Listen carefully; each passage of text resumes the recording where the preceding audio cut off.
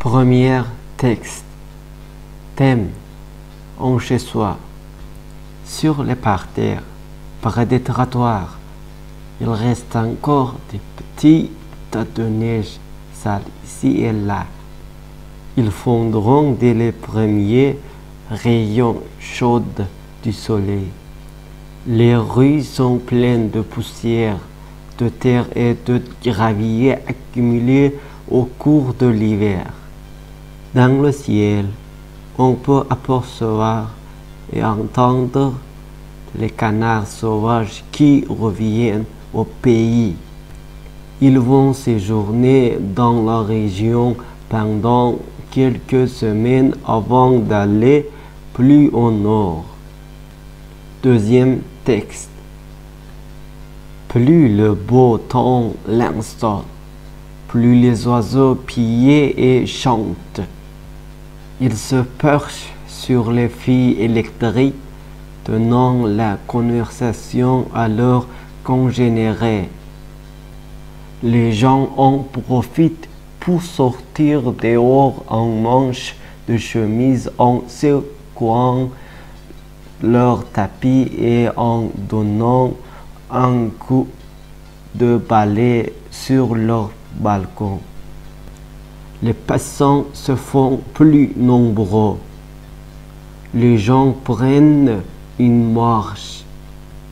Il y a une dame qui étend ses vêtements sur sa corde à ligne. Troisième texte. J a laissé la porte ouverte de son appartement, en pied de pas sur la galerie, à l'abri du vent. Il prend l'air et en profite pour faire aérer son logis. Sous ses pieds, il sent la chaleur des planches de bois.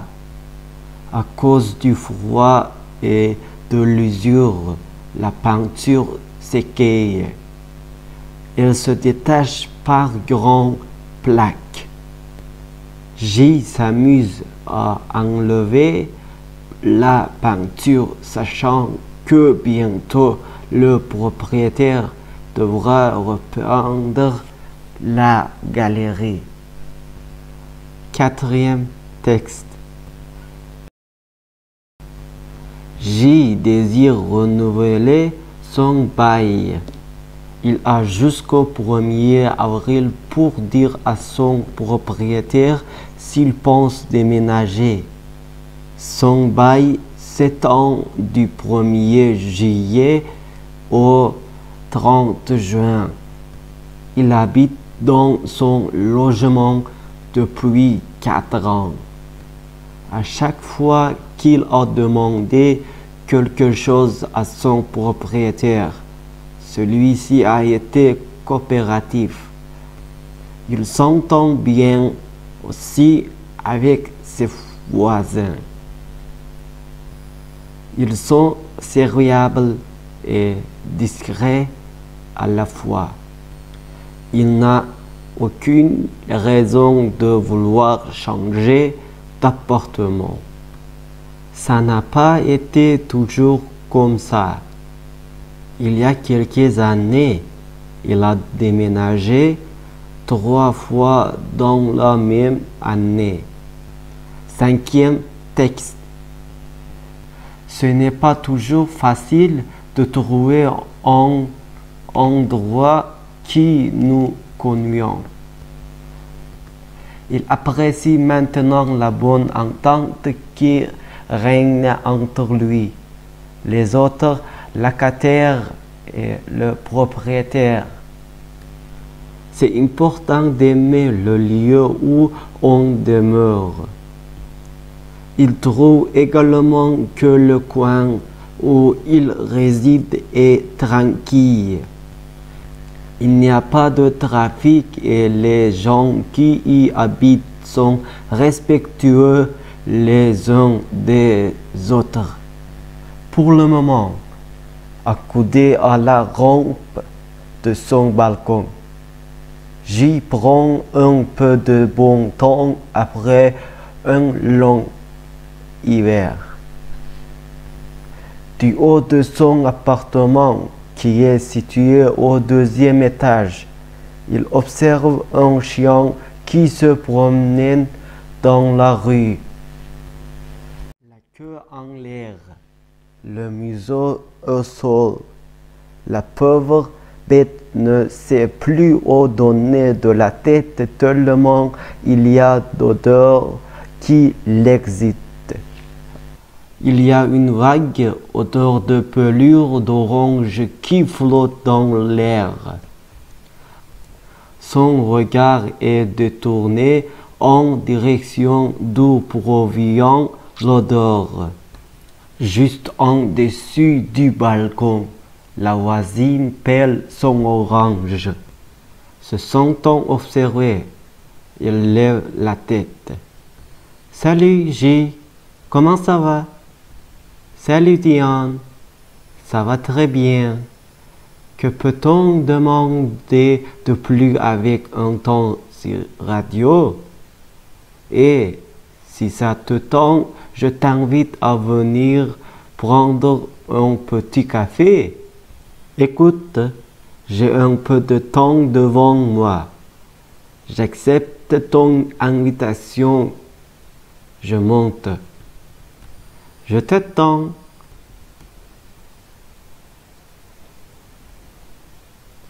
Répétons-nous. Premier texte. Sur le parterre, près des trottoirs, il reste encore des petits tas de neige sales ici et là. Ils fondront dès les premiers rayons chauds du soleil. Les rues sont pleines de poussière, de terre et de gravier accumulés au cours de l'hiver. Dans le ciel, on peut apercevoir et entendre les canards sauvages qui reviennent au pays. Ils vont séjourner dans la région pendant quelques semaines avant d'aller plus au nord. Deuxième texte. Plus le beau temps l'installe, plus les oiseaux pillent et chantent. Ils se perchent sur les fils électriques tenant la conversation à leurs congénères.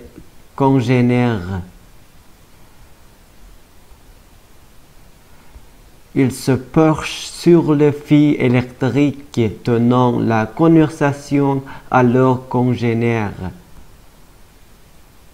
Les gens en profitent pour sortir dehors en manches de chemise en secouant leur tapis et en donnant un coup de balai sur leur balcon. Les passants se font plus nombreux. Les gens prennent une marche. Il y a une dame qui étend ses vêtements sur sa corde à ligne. Troisième texte. J a laissé la porte ouverte de son appartement. On pied de bas sur la galerie, à l'abri du vent. Il prend l'air et en profite pour faire aérer son logis. Sous ses pieds, ils sont la chaleur des planches de bois. À cause du froid et de l'usure, la peinture s'écaille. Elle se détache par grandes plaques.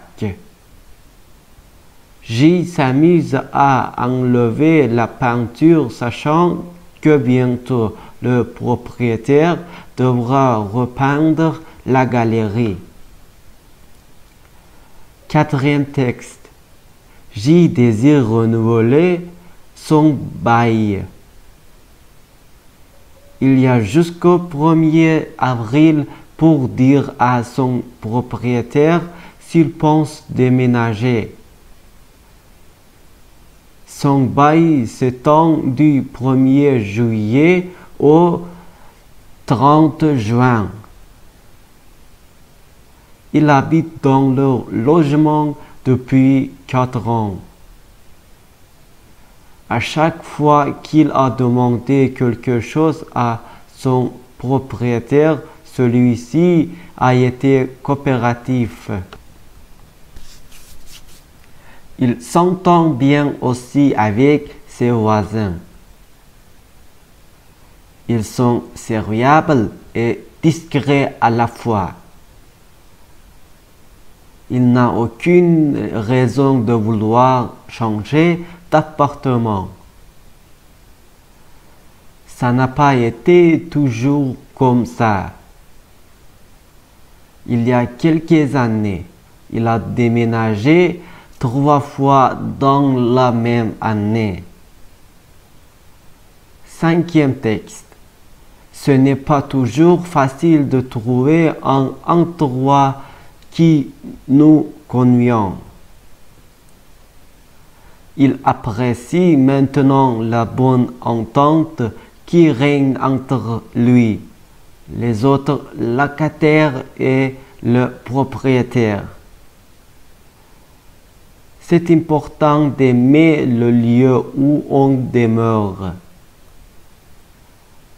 Il trouve également que le coin où il réside est tranquille. Il n'y a pas de trafic et les gens qui y habitent sont respectueux les uns des autres.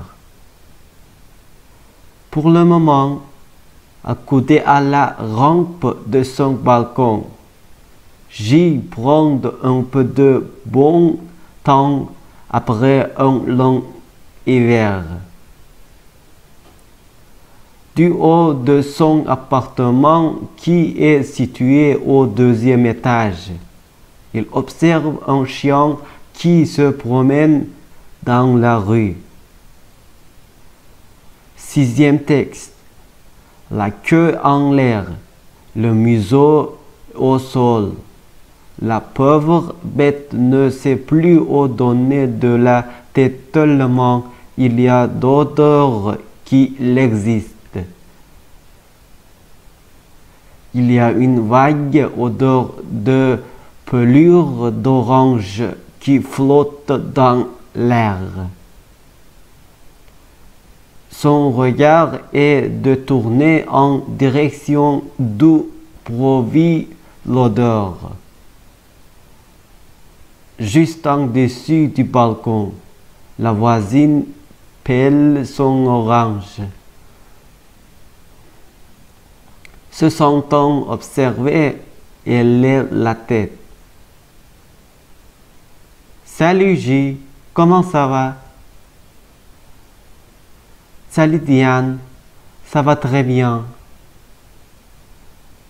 Que peut-on demander de plus avec un temps si radio? Et si ça te tente, je t'invite à venir prendre un petit café. Écoute, j'ai un peu de temps devant moi. J'accepte ton invitation. Je monte. Je t'attends. 7e texte. Thème. La tempête des cœurs. La neige tombe en gros flocons. Il y a des bancs de neige de chaque côté de la rue. Les flocons de neige se déposent avec légèreté sur les bancs de neige. Il n'y a aucun vent. L'air est sec. La nuit est étoilée. Sylvain se promène dans les rues du centre-ville de Montréal. Il a étudié fort cet automne.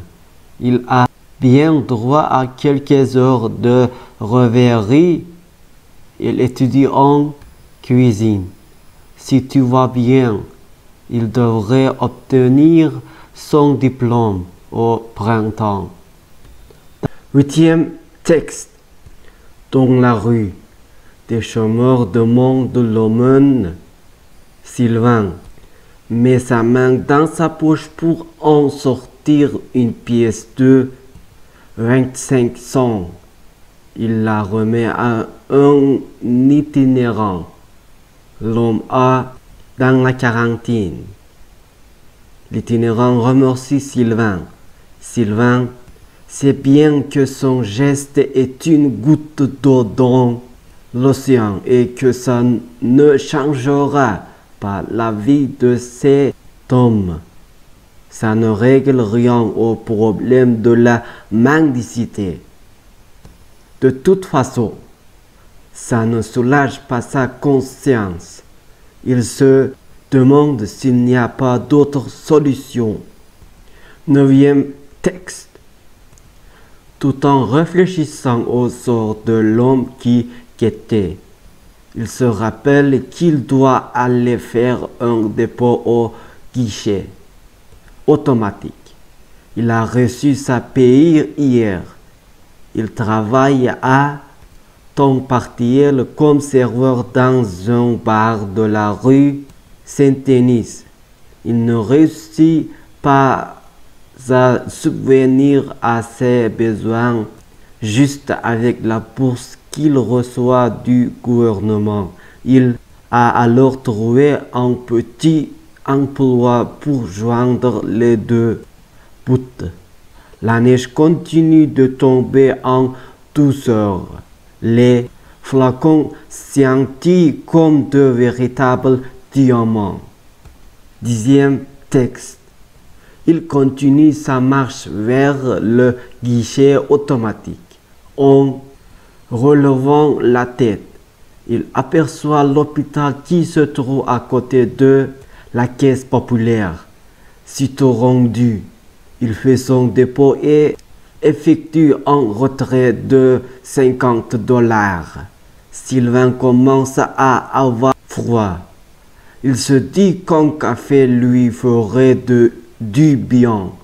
Non loin de là se trouve un petit café sympathique que Sylvain connaît bien. Il relève la fermeture éclair de son manteau, enfonce ses doigts dans ses gants et part en direction du café. Sur les épaules des passants que Sylvain croise, des flacons de neige s'accumulent comme des tampons d'ouate. Onzième texte. Règle générale. Sylvain est pressé, mais aujourd'hui il prend le temps de goûter au plaisir de la marche. Lorsqu'il entre dans le café, il sent l'arôme du café qui flotte dans l'air. Il se réjouit à l'idée de se réchauffer les mains autour d'une tasse bien chaude. La plupart des clients sont assis, seuls à leur table. Certains lisent un journal, d'autres fument en regardant dans le vide. Enfin, un des clients écrit dans un petit carnet. Sylvain se dirige vers une table, libre pour s'asseoir. Une jeune femme vient à sa rencontre. Douzième texte. La jeune femme lui retourne son sourire. Elle prend soin de nettoyer la table avec une guenille et se rend chercher le café de Sylvain. Sylvain jette un coup d'œil à la ronde. Aucun client ne lui prête attention. Il prend le journal qui traîne sur la table. En première page, les gros titres du journal annoncent la première tempête de neige pour la fin de semaine. D'après l'article On attend plus de 35 cm de neige avec des vents de 45 km/h. Sylvain ne s'en fait pas trop. Il n'a pas à se déplacer. Prochainement, d'un large sourire, il commande un bol de café au lait. 13e texte. Et puis, il aime l'hiver lorsqu'il y a beaucoup de neige. De toute façon, il n'a surtout pas le goût de s'en faire pour une malheureuse tempête de neige. Alors qu'il réfléchit à tout ça, la serveuse dépose devant lui le bol de café au lait au même moment. Elle plonge son regard dans le sien et lui fait son plus beau sourire. Sylvain se sent tout mou pour ne pas la laisser en reste. Il fait à son tour son plus beau sourire. Pendant quelques instants, ils sont là, les yeux dans les yeux, à se regarder. Soudain, l'un comme l'autre sentant une présence qui les observe. Ils se retournent tous les deux. Tous les clients du café dévisagent la serveuse et Sylvain. Gênés, les deux rougissent. Dehors, le vent commence à souffler et les flocons de neige à virevolter. La tempête se lève dans les airs et les cœurs. Répétons-nous. La neige tombe en gros flocons. Il y a des bancs de neige de chaque côté de la rue. Les flocons de neige se déposent avec légèreté sur les bancs de neige. Il n'y a aucun vent. L'air est sec. La nuit est étoilée. Sylvain se promène dans les rues du centre-ville de Montréal. Il a étudié fort cet automne. Il a bien droit à quelques heures de rêverie. Il étudie en cuisine. Si tout va bien, il devrait obtenir son diplôme au printemps. Dans la rue, des chômeurs demandent l'aumône. Sylvain met sa main dans sa poche pour en sortir une pièce de 25 cents. Il la remet à un itinérant. L'homme a dans la quarantaine. L'itinérant remercie Sylvain. Sylvain sait bien que son geste est une goutte d'eau dans l'océan et que ça ne changera pas la vie de cet homme. Ça ne règle rien au problème de la mendicité. De toute façon, ça ne soulage pas sa conscience. Il se demande s'il n'y a pas d'autre solution. Tout en réfléchissant au sort de l'homme qui quittait, il se rappelle qu'il doit aller faire un dépôt au guichet automatique. Il a reçu sa paye hier. Il travaille à temps partiel comme serveur dans un bar de la rue Saint-Denis. Il ne réussit pas à subvenir à ses besoins juste avec la bourse qu'il reçoit du gouvernement. Il a alors trouvé un petit emploi pour joindre les deux bouts. La neige continue de tomber en douceur. Les flacons scintillent comme de véritables diamants. Il continue sa marche vers le guichet automatique. En relevant la tête, il aperçoit l'hôpital qui se trouve à côté de la caisse populaire.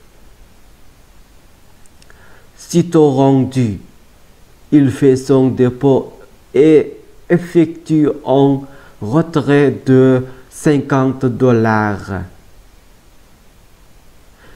Sylvain commence à avoir froid. Il se dit qu'un café lui ferait du bien. Non loin de là se trouve un petit café sympathique que Sylvain connaît bien. Il relève la fermeture éclair de son manteau, enfonce ses doigts dans ses gants et part en direction du café.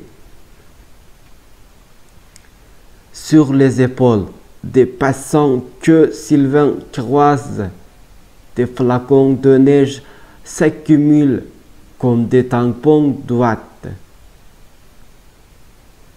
Règle générale, Sylvain est pressé, mais aujourd'hui il prend le temps de goûter au plaisir de la marche. Lorsqu'il entre dans le café, il sent l'arôme du café qui flotte dans l'air.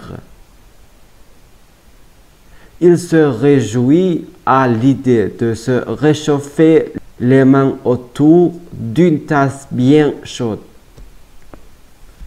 La plupart des clients sont assis seuls à leur table.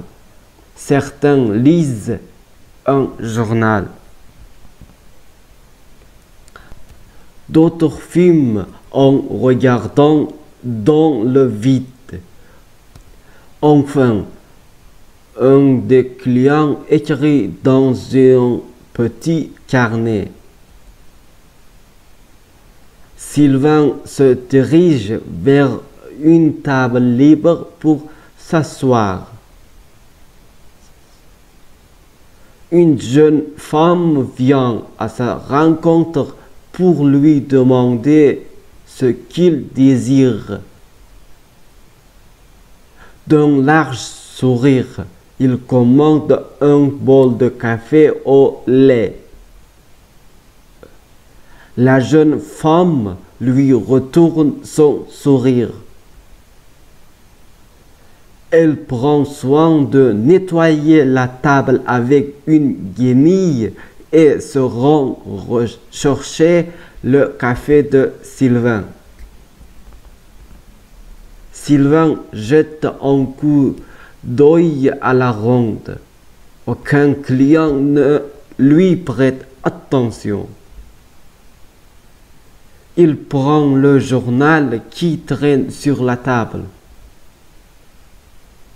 En première page, les gros titres du journal annoncent la première tempête de neige pour la fin de semaine. D'après l'article, on attend plus de 35 cm de neige avec des vents de 45 km/h. Sylvain ne s'en fait pas trop. Il n'a pas à se déplacer prochainement. Et puis, il aime l'hiver lorsqu'il y a beaucoup de neige. De toute façon, il n'a surtout pas le goût de s'en faire pour une malheureuse tempête de neige. Alors qu'il réfléchit à tout ça, la serveuse dépose devant lui le bol de café au lait. Au même moment, elle plonge son regard dans le sien et lui fait son plus beau sourire. Sylvain se sent tout mou. Pour ne pas la laisser en reste, il fait à son tour son plus beau sourire. Pendant quelques instants, ils sont là, les yeux dans les yeux, à se regarder. Soudain, l'un comme l'autre sentant une présence qui les observe. Ils se retournent tous les deux. Tous les clients du café dévisagent la serveuse et Sylvain. Gênés, les deux rougissent. Dehors, le vent commence à souffler et les flocons de neige à virevolter. La tempête se lève dans les airs et les cœurs